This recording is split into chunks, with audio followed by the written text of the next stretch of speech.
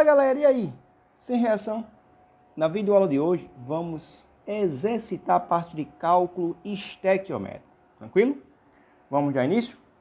Questão de número 1. Considera a seguinte reação. 4 mols de alumínio reagindo com 3 mols de oxigênio, formando 2 mols de óxido de alumínio. Sabendo que a massa molar do alumínio é igual a 27 gramas para cada mol, a quantidade de óxido de alumínio em mols formado numa reação em que foram colocados 10 gramas de alumínio para reagir com excesso de O2 é de aproximadamente igual a... Então, vejam vocês que ele está te entregando a reação. E vejam que a reação já está devidamente balanceada. Então, a primeira coisa sempre que eu tenho que fazer quando eu vejo uma reação é ver se ela está balanceada. E eu estou vendo que eu tenho 4 átomos de alumínio nessa setinha, eu tenho a mesma quantidade depois da setinha. Eu tenho 6 átomos de oxigênio nessa setinha e eu tenho também 6 átomos de oxigênio depois da setinha.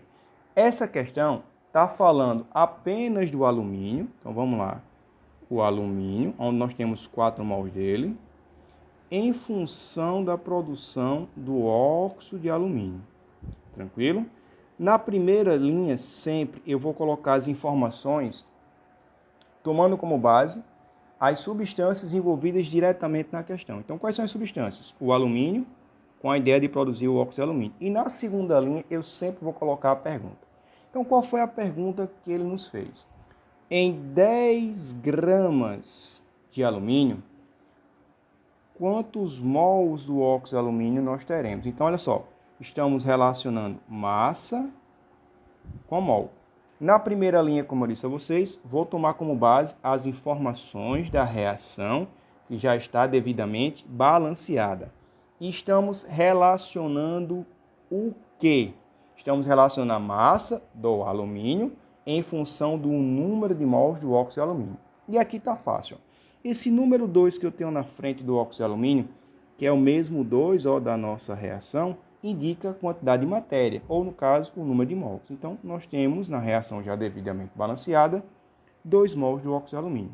Só que o alumínio, ele não quer mols, pois a pergunta foi, em 10 gramas de alumínio, quantos mols do óxido de alumínio vão ser formados? Então, ele quer saber aqui a massa dos 4 mols de alumínio. Vamos lá.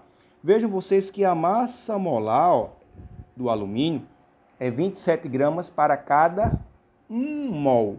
Só que na equação já devidamente balanceada, eu não só tenho 1 mol de alumínio, nós temos 4 mols. Então, eu vou ter que pegar essa massa do alumínio e multiplicar por 4.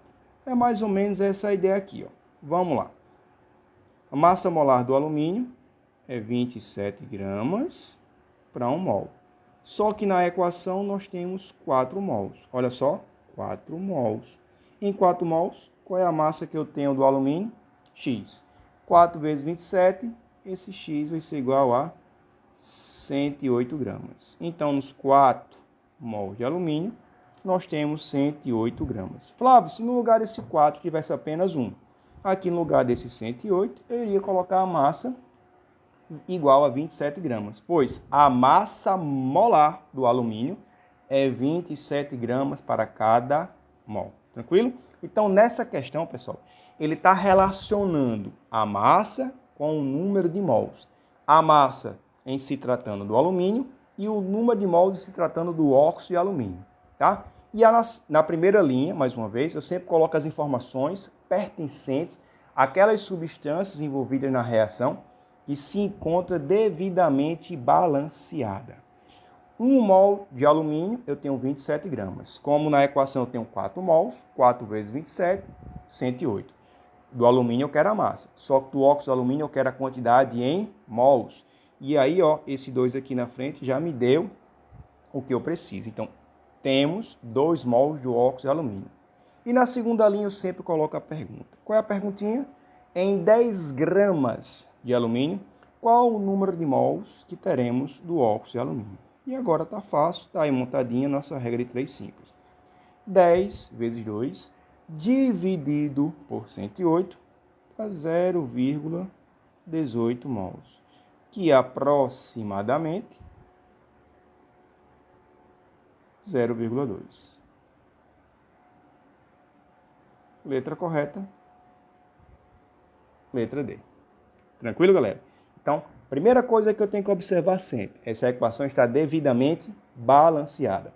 E nessa questão específica, ele relacionou massa com mols.